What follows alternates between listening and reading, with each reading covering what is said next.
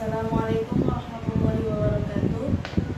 Di sini saya akan mempresentasikan hasil dari makalah saya, yang yaitu makalah tentang dampak COVID-19 terhadap perekonomian Indonesia. Dampak virus corona atau COVID-19 nampaknya berimbas pada semua sektor, terutama ekonomi. Bank Dunia memproyeksikan pertumbuhan ekonomi di Indonesia di tahun ini akan tertekan di level 2,1%. Hal ini disebabkan oleh terus meluasnya penyebaran COVID-19 baik dalam negeri maupun di luar negeri. Bank Indonesia atau BI telah merevisi proyeksi pertumbuhan ekonomi Republik Indonesia menjadi di bawah 5% atau hanya sekitar 2,5% saja, yang biasanya mampu tumbuh mencapai 5,2%. Hal ini diakibatkan oleh melambatnya pertumbuhan ekonomi karena pandemi COVID-19. Keterlambatan ini ditandai dengan memburuknya kondisi lingkungan eksternal dan melemahnya permintaan dalam negeri seiring dengan menurunnya sentimen bisnis dan konsumen. Pandemi COVID-19 akan berimplikasi buruk bagi perekonomian di dunia dan Indonesia pada tahun ini, karena terjadi bersamaan dengan menurunnya harga komoditas dan gejolak pasar global dan gejolak pasar keuangan. Inflasi yang terjadi di tahun ini diproyeksi akan mengalami peningkatan ke level 3%. Karena ketatnya pasokan pangan dan depresiasi mata uang yang diperkirakan dapat diimbangi sebagian oleh penurun harga bahan bakar non-subsidi, serta subsidi tambahan untuk listrik dan pangan.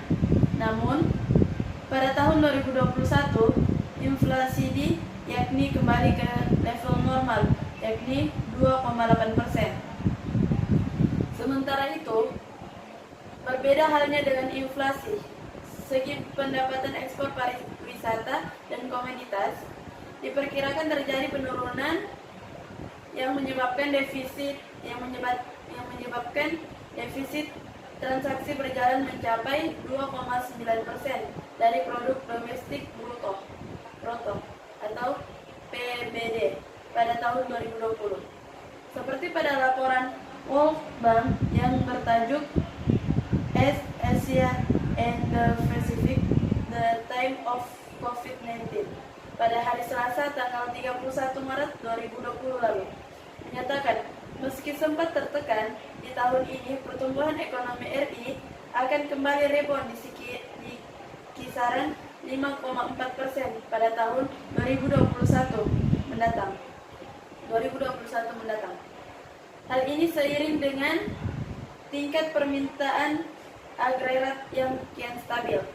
Kerugian yang berdampak pada outlook pertumbuhan tahun ini cukup parah menurut World Bank dalam laporannya tersebut.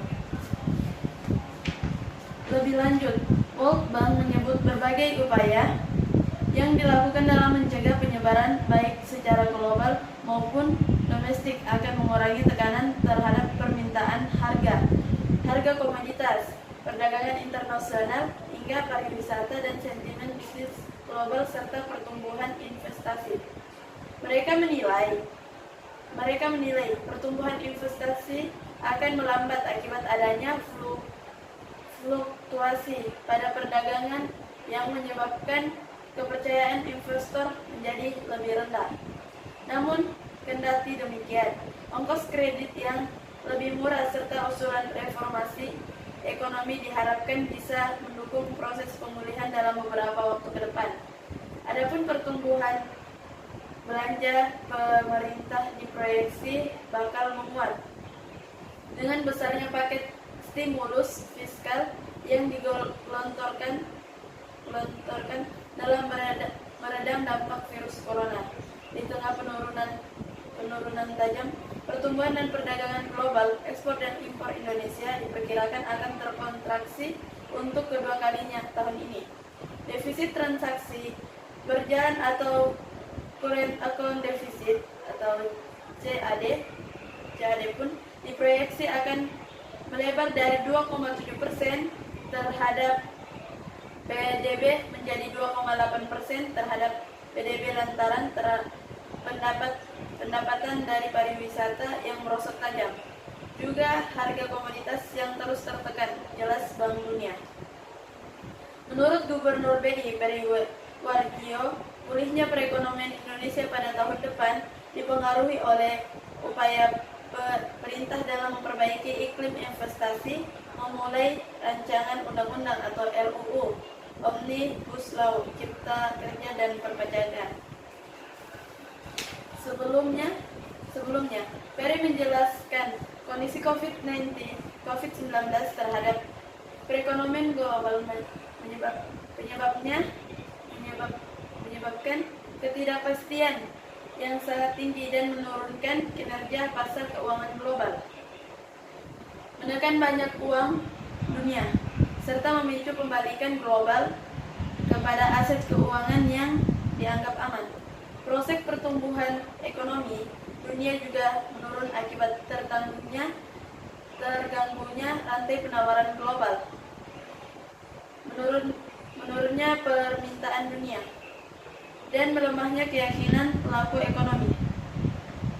Data Februari 2020 menunjukkan berbagai indikator dini global seperti keyakinan pelaku ekonomi, Purchasing Manager Index atau PMI, serta konsumsi dan produksi listrik menurun tajam.